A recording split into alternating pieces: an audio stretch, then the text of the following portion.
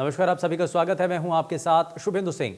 BJP सरकार का 10वां budget आगामी 1 फरवरी को पेश किया जाएगा। वहीं वित्त मंत्री निर्मला सीतारमण लोकसभा में 1 फरवरी को 11 बजे बजट पेश करेंगी और इससे पहले संसद का बजट सत्र 31 जनवरी को राष्ट्रपति रामनाथ कोविंद के अभिभाषण के साथ शुरू होगा।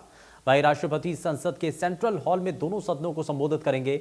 इसके बाद वित्त मंत्री सदन में आर्थिक सर्वेक्षण 2022-23 पेश करेंगे। इस बार बजट सत्र के पहले 2 दिनों के दौरान संसद के दोनों सदनों में शून्यकाल और प्रश्नकाल नहीं होगा। इकोनॉमिक सर्वे एक साल में देश के आर्थिक विकास का लेखा जोखा होता है, जिसके आधार पर यह अंदाजा लगाया जाता है कि पिछले 1 साल से के अंदर देश की अर्थव्यवस्था किस तरह की रही, किन मोर्चों पर फायदा मिला और कहां नुकसान हुआ। कुल मिलाकर यह कहा जा सकता है कि इकोनॉमिक सर्वे पिछले 1 साल के अंदर देश की अर्थव्यवस्था की तस्वीर पेश करता है।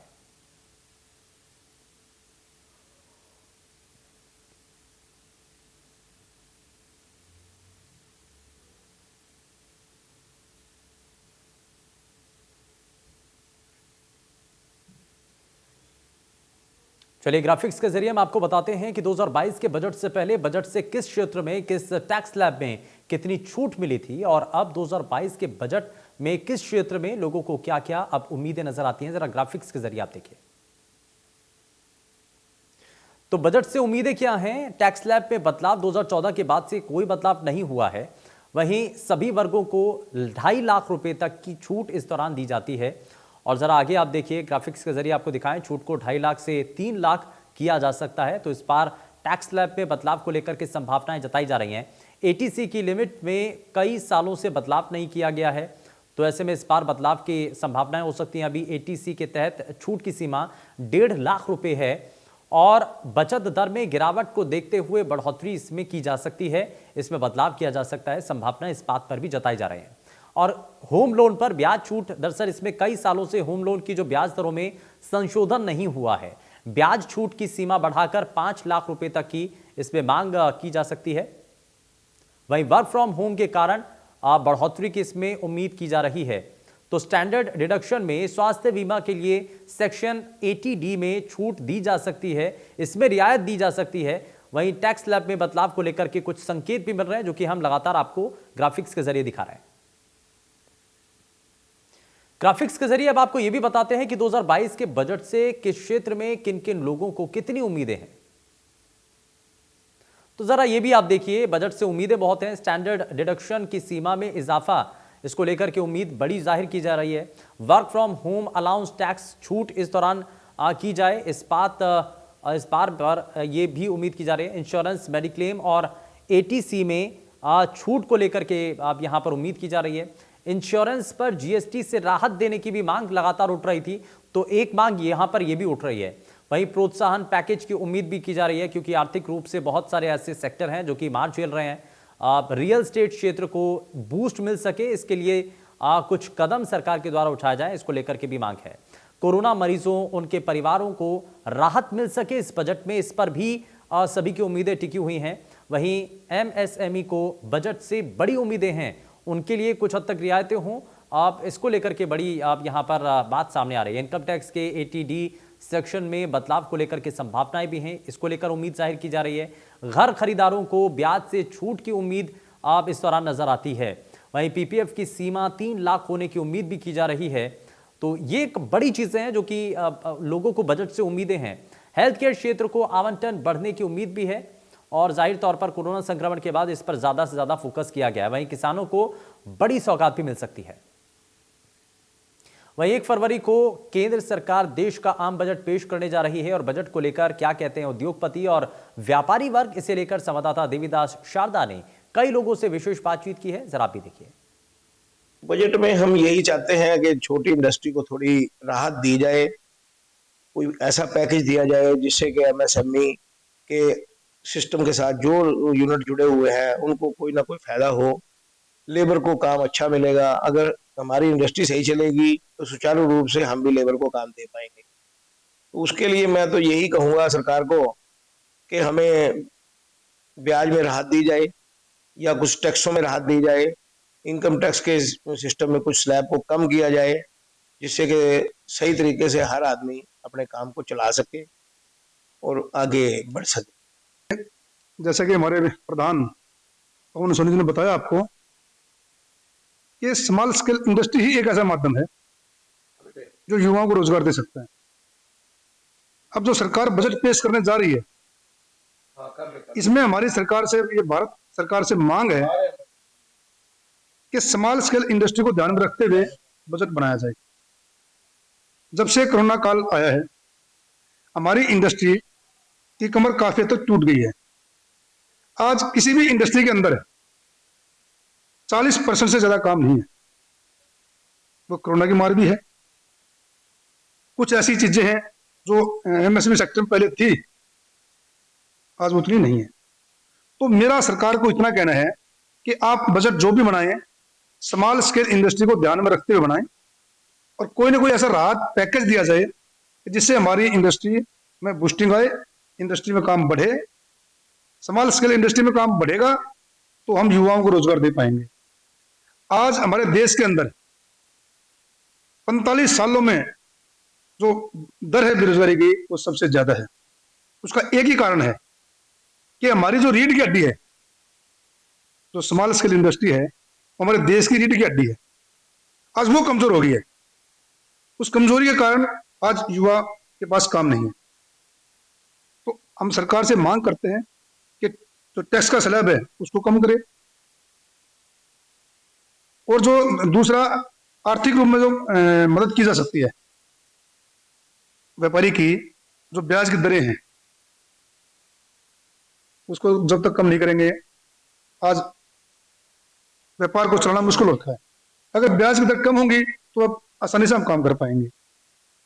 ऐसी बहुत सारी चीजें हैं। बिजली की दरें हैं, हमारे जो बराबर का स्टेट है पंजाब, उसमें हमारे यहाँ से बिजली की दर कम है, तो हमारा स्टेट भी बिजली की दरें कम करे ताकि हमारी भी इंडस्ट्री को राहत मिले। तो ऐसी बहुत सारी चीजें हैं कि भारत सरकार को चाहिए कि भी स्मॉल स्केल इंडस्ट्री के लिए कोई ना कोई पैकेज दे, कोई ना कोई राहत, आर्थिक मदद की जाए, और एक सर्वे भी किया जाए कि पिछले 2 साल के दौरान जो कोरोना काल चला है कि इंडस्ट्री को कितना नुकसान हुआ है, उसका आकलन करके और कोई ना कोई राहत, आर्थिक पैकेज जरूर दिया जाए ताकि व्यापारी अपना नुकसान करने से बचे और अपनी इंडस्ट्री को सुचारू रूप से चलाए। देवेंद्र, जैसे बात करें मेटल इंडस्ट्री है, रॉ मटेरियल की बात करते हैं या सेल पॉइंट की, तो किस तरह की दिक्कतें आती है और क्या सरकार से मांग करते हैं? देखिए, हमारा जो मेटल उद्योग है, यहाँ हमारा सारा रॉ मटेरियल बाहर से आता है। जगाधरी में कोई रॉ मटेरियल नहीं बनता। हम जो माल परचेज करते हैं वो भी बाहर से करते हैं, और हम अभी जो सेल करते हैं वो भी बाहर करते हैं। तो ट्रांसपोर्ट को भी आसान किया जाए। आज डीजल के दाम इस कदर बढ़ गए हैं कि ट्रांसपोर्ट बहुत महंगा हो गया। सरकार डीजल का रेट कम करे। डीजल का रेट, हमारे देश में डीजल पे बड़ी व्यवस्था डिपेंड करती है। आज डीजल क्या रेट हो गया है, तो ट्रांसपोर्ट भी महंगा हो गया है। हमें अपना माल भेजने में बड़ी दिक्कत आती है, बड़ा कॉस्टली पड़ता है। जबकि जगाधरी में बनने वाला माल अच्छी क्वालिटी का बनता है और सबसे सस्ते दाम पे यहाँ का माल बिकता है पूरे देश के अंदर। ये बात भी नोट करने वाली है कि हमारा जो मेटल में यहाँ माल बनाते हैं हम लोग, वो अच्छी क्वालिटी का और सबसे सस्ते दाम का होता है। 1 फरवरी को बजट पेश हो रहा है। वित्त मंत्री निर्मला सीतारमण से यमुनानगर की महिलाओं की क्या अपील है और इस बार के बजट में महिलाएं क्या चाहती हैं, सर आपको दिखाते हैं। केंद्रीय बजट में ये सब करते हैं कि एक तो यहाँ महंगाई कम होनी चाहिए, बजट जो गृहिणियों का बिगड़ चुका है वो बजट को कंट्रोल में करें। और ये बजट सिर्फ किचन का ही नहीं, मैं कहूँगी हर तरह से बजट जो बिगड़ चुका है। आप एजुकेशन डिपार्टमेंट में चले जाओ, आप किचन में चले जाओ, आप अदर कोई भी किसी भी स्ट्रम में चले जाओ, तो वहीं दिखेगा आपको हर तरफ महंगाई, भ्रष्टाचार, यही चीजें रह गई हैं। और देखिए, अब 134A के तहत बहुत से लोगों ने फॉर्म भरे हैं, बहुत से बच्चे फॉर्म भर के यही उम्मीद में थे कि कहीं ना कहीं हमारे बच्चों को कहीं अच्छे स्कूल में एडमिशन मिल जाएगा और हमारे यहाँ जो अपना फीस का स्ट्रक्चर है वो कम हो जाएगा। पर नहीं, 134A के तहत भी बहुत हंगामे, हर स्कूल में हंगामे हुए हैं। कहीं बच्चों को कोई रियायत नहीं मिली है, कहीं बच्चों को कोई एडमिशन नहीं मिले हैं। स्कूल वालों के पास अगर पेरेंट्स जा रहे हैं तो स्कूल वाले बोल रहे हैं कि हमारे पास कोई नोटिस नहीं आया है, हम लोग अभी कुछ नहीं कर सकते हैं। तो ये कब तक गवर्नमेंट ऐसे मतलब कि ये इस टाइम जनता को बहका रही है गवर्नमेंट मेरे हिसाब से। और जनता हर तरफ से परेशान है, इस परेशानी को दूर की जाए और जनता की सुनी जाए। बजट में हम यही अपील करेंगे, सारी लेडीज हैं आज हमारे मोहल्ले की, हमारे साथ हैं, और सभी की एक ही अपील है कि हर तरह से जो महंगाई है उसको कंट्रोल में किया जाए, बजट को स्त्रियों के गृहिणियों के अनुकूल किया जाए और एजुकेशन डिपार्टमेंट में भी ध्यान दिया जाए। हर तरफ से देखो, बजट तो बजट है, चाहे वो किसी भी लाइन में ले लो, हर जगह महंगाई है, हर जगह ये सब फैल रहा है। इसको कंट्रोल में करोगे तो जनता भी आप लोगों के साथ है, जनता आपसे कहीं भागी नहीं है। अगर आप इन फ्यूचर जनता से उम्मीद करते हो कि जनता सरकार के साथ हो, तो जनता की भी तो सुनो। अगर जनता की सुनेंगे तो जनता ऑलवेज सरकार के साथ ही रहेगी। बजट आने वाला, केंद्रीय सरकार का बजट आने वाला है, तो मेरा ये मानना है कि केंद्रीय सरकार का बजट इस तरह से आना चाहिए कि हम गृहिणियों को देख करके सरकार को बजट बनाना चाहिए। आप ये देखिएगा किचन में कि सबसे पहले जो हमारी बेसिक नीड है वो किचन है। किचन का सिलेंडर है, दालें हैं और एक्स्ट्रा जो चीजें हैं हमारी, वो हमारा बजट इतना खराब हो जाता है, इतना बैलेंस हो जाता है कि हम अपने बच्चों के लिए कुछ पैसा बचा ही नहीं पाते। अब आप एजुकेशन को भी ले लो, एजुकेशन में फीसें अभी अभी मैडम ने 134 की बात की है, तो मेरा मानना है अगर हमारे पास इतने पैसे बच जाए तो हमें 134 की तरफ देखना ही ना पड़े। मेरे विचार, आदमी के विचार अपने अपने होते हैं, तो मैं चाहती हूँ कि बजट ऐसा बनाया जाए कि गृहिणी के ऊपर लोड ना पड़े, वो खुशी खुशी अपने बच्चों की एजुकेशन पे पैसा अपनी इच्छा के अनुसार लगा सके और अपने भविष्य को सुखद बना सके। धन्यवाद। मेरे विचार में तो ये है कि जैसे बच्चों की एजुकेशन के लिए सरकार को सोचना चाहिए कि जहाँ पे बच्चे मतलब एक मीडियम मिडिल क्लास जो फैमिली का बच्चा है, वो एक मतलब उच्च वर्ग की स्टडी के लिए वो उसको सोचना पड़ता है। क्यों सोचना पड़ता है? हमारे बच्चे क्यों बाहर भाग रहे हैं? बाहर इसीलिए भाग रहे हैं क्योंकि यहाँ पे हमें फैसिलिटीज नहीं है। अगर फैसिलिटीज होंगी तो क्यों जाएंगे वो बाहर? वो बाहर नहीं जाएंगे। इसलिए मैं सरकार से यही अपील करना चाहूंगी कि वो प्लीज प्लीज प्लीज बच्चों की तरफ ध्यान दे। जो हमारा आज हमारे जो बच्चे हैं हमारे कल का भविष्य हैं। अगर हम उनकी तरफ ध्यान नहीं देंगे तो हमारा कल खत्म हो जाएगा। हमारे बच्चे पिछड़ गए तो हम बिल्कुल ही, हमारा समाज बिल्कुल ही पिछड़ा वर्ग बन जाएगा। एजुकेशन का तो बहुत ही बुरा हाल कर दिया है सरकार के, मतलब हम तो बहुत, we are not satisfied with this, मतलब बहुत बुरा हाल है। ओके सर, बस। वहीं गुरुग्राम के उद्योगपतियों की उम्मीदें भी इस बार के बजट से काफ़ी ज़्यादा लगी हुई हैं और कोरोना की मार के बाद सरकार की तरफ से कोशिश नहीं की गई थी कि 2021 के बजट में उद्योगपतियों को राहत दी जाए। लेकिन इस बीच उद्योगपतियों की तरफ से यह भी कहा जा रहा है कि बजट में बिजनेस लोन की दरों में कमी की जाए, तो वहीं 2022 के बजट में उद्योग को ध्यान में रखते हुए टैक्स में भी छूट दी जाए।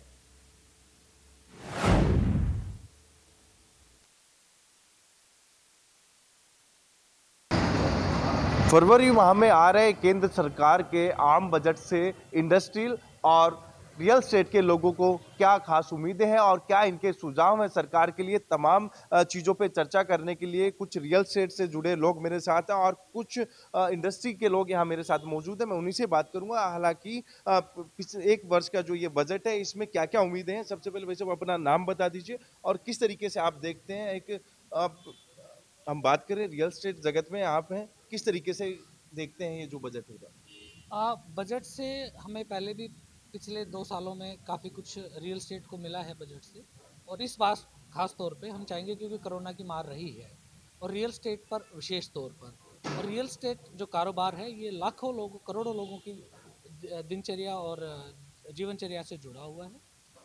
2 चीज़ों पर विशेष तौर पर हम चाहेंगे सेंट्रल गवर्नमेंट से कि एक तो जो भी रुके हुए प्रोजेक्ट हैं उनके लिए विशेष आर्थिक पैकेज आप दें ताकि उनको जल्द से जल्द कंप्लीट किया जाए और बाज़ार में उससे एक पॉजिटिव सोच आएगी। दूसरा, जीएसटी को लेके पिछले सालों में सरकार से हमें काफ़ी राहत मिली है। जैसे रेजिडेंशियल में पहले 12% जीएसटी था, वो फिर 5% हो गया। अफोर्डेबल में 5% जीएसटी था, वो 1% कर दिया। इसका मैं तहे दिल से धन्यवाद करूँगा सीतारमण जी का, हमारी वित्त मंत्री जी का। पर साथ हम चाहेंगे कि अब जो कमर्शियल में हमारे यहाँ 12% जीएसटी लग रहा है, हम चाहते हैं रियल एस्टेट में वो भी 5% कर दिया जाए। तो ऐसी हमें उम्मीद है। तो भाई साहब आप इंडस्ट्री में डील करते हैं, किस तरीके का आप देख रहे हैं कि इंडस्ट्री को इस बजट से क्या खास उम्मीदें हैं ओवरऑल की हम बात करें, और क्या आप सरकार से मांग कर रहे हैं? देखिए, मेरा नाम शेखर त्रिवेदी है और रियल एस्टेट का मेरा काम है। इंडस्ट्रियल सेक्टर में मैं डील करता हूँ। जैसा एमएसएमई सेक्टर को डिफाइन किया है गवर्नमेंट ने, पहले 10 करोड़ तक की लिमिट दे रखी थी, अब 200 करोड़ तक इस लिमिट को पहुंचा दिया है। ये बहुत अच्छा कदम है सरकार का। लेकिन एक चीज़ देखेंगे, जो इंडस्ट्रियल जो हमारी पूरी इकोनॉमी को चला रहा है, उसके लिए गवर्नमेंट ने लोन की जो फैसिलिटी दी हुई है वो बहुत हायर रेट ऑफ इंटरेस्ट पे लोन दे रहे हैं। आप कार लोन खरीदने चले जाइए, आप होम लोन खरीदते हैं तो वहाँ पे लगभग 6, 6.5, 7% का रिटर्न है, जबकि इंडस्ट्रियल को जो लोन दे रहे हैं वो 9% पे रेट ऑफ इंटरेस्ट दे रहे हैं। दूसरा एक सेक्टर है कि कनेक्टिविटी की बहुत ज़्यादा दिक्कत है इंडस्ट्रीज़ को। तो इंडस्ट्रियल जितना भी डेवलपमेंट कर रही है गवर्नमेंट, एक तो सारा रेजिडेंशियल एरिया से, अगर बड़ी फैक्ट्रीज हैं तो उनको थोड़ा सा रेजिडेंशियल से दूर रखा जाए। दूसरा, जो छोटी कंपनी हैं उनको रेजिडेंशियल सेक्टर से पास रखा जाए ताकि लोगों को आवागमन में कोई दिक्कत ना हो। दूसरा, एम्प्लॉयमेंट का बहुत बड़ा फ़र्क पड़ रहा है। अभी जैसा पेंडेमिक में काफ़ी लोग बेरोज़गार हुए हैं, आपने देखा होगा कि लोग अपने घर चले गए, लेबर जो लोअर तबके का लोग था वो सब अपने घर चले गए हैं। तो उनको भी इंडस्ट्रीज़ को एक ऐसा पैकेज दिया जाए ताकि ये जो लोअर मिडिल क्लास फैमिली, या मैं कहूँ लेबर कैटेगरी की अगर मैं बात करूँ, तो उनको कंपनीज़ की तरफ से बेनिफिट दिया जाए कि चाहे हमारे पास कितनी भी समस्या हमारे साथ हो इकोनॉमी में, पेंडेमिक में हमने कंपनीज बंद कर दी हैं, लेकिन फिर भी उन लोगों को बेरोजगारी का सामना ना करना पड़े। तो आप क्या कहना चाहेंगे भाई साहब, किस तरीके से आप देखते हैं इस जो आम बजट आने वाला है केंद्र सरकार का? मेरा नाम पंकज बेदी है। देखिए, मेरा मानना है रियल एस्टेट इंडिया की इकोनॉमी में बहुत बड़ा योगदान देता है इन टर्म्स ऑफ रेवेन्यू। जो भी गवर्नमेंट ने पिछले 2-3-4 सालों में कदम उठाए हैं, जिसमें रेरा है, इंफ्रास्ट्रक्चर को मजबूत करना है, ये सब चीज़ों ने रियल एस्टेट को पुश जरूर किया है। लेकिन फिलहाल 2 साल से 2.5 साल से जो हम देख रहे हैं, कोरोना की वजह से रियल एस्टेट सेक्टर बहुत बुरी तरह से हिट हुआ है। कुछ चीज़ें हैं जो मुझे लगता है जिसमें ध्यान देने की ज़रूरत है। एक तो जैसे रेरा कानून बहुत मजबूत हुआ है, रेरा कानून को हम 4 साल 5 साल से देख रहे हैं, उसमें कुछ कमियां हैं, उनको पर रिव्यू करने की ज़रूरत है। बीजेपी गवर्नमेंट में जो इंफ्रास्ट्रक्चर के प्रोजेक्ट्स हैं उन पर बहुत फोकस किया जा रहा है, बट कोरोना की वजह से वो प्रोजेक्ट्स कहीं ना कहीं डिले हो रहे हैं, जिसका असर उसके सराउंडिंग रियल एस्टेट पे आता है। तो मेरी उम्मीद ये है कि गवर्नमेंट इसको जो टाइम लॉस हुआ है कोरोना में 2 साल 2.5 साल में, उसको कवर अप करे, स्पीड अप करे रियल एस्टेट के इंफ्रास्ट्रक्चर के प्रोजेक्ट्स को, जिससे कि रियल एस्टेट को बूस्ट मिले। तो कहीं ना कहीं जो रियल एस्टेट से जुड़े लोग हैं, इंडस्ट्री से जुड़े हुए लोग हैं, तमाम उनकी उम्मीदें इस बजट से हैं। आप क्या कहना चाहेंगे, किस तरीके का बजट होना चाहिए ये? जी, मेरा नाम आशीष है। वैसे इसमें काफ़ी पॉइंट पंकज जी और संजय जी ने कवर किए हैं। इसमें मैं एक बात और जोड़ना चाहूँगा कि जो रुके हुए प्रोजेक्ट हैं गुड़गांव के विकास में, ये एक बहुत बड़ा रुकावट है कि बिल्डर्स लाइसेंस लेके आ जाते हैं, प्रोजेक्ट बनाते हैं, आधा अधूरा काम करते हैं और उसके बाद वो सभी एनसीएलटी में चले जाते हैं। ये उनके लिए एक रास्ता है अपने को बचाने का। जो उनकी नीयत ही ऐसी है कि वो सही से काम पूरा नहीं करना चाहते, डिलीवर नहीं करना चाहते।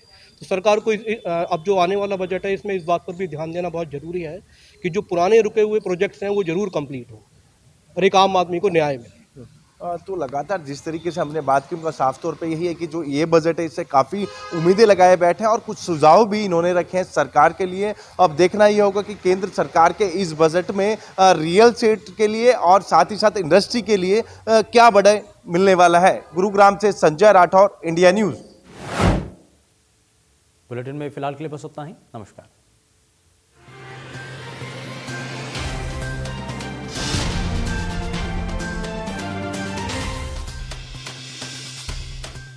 Good morning aunty.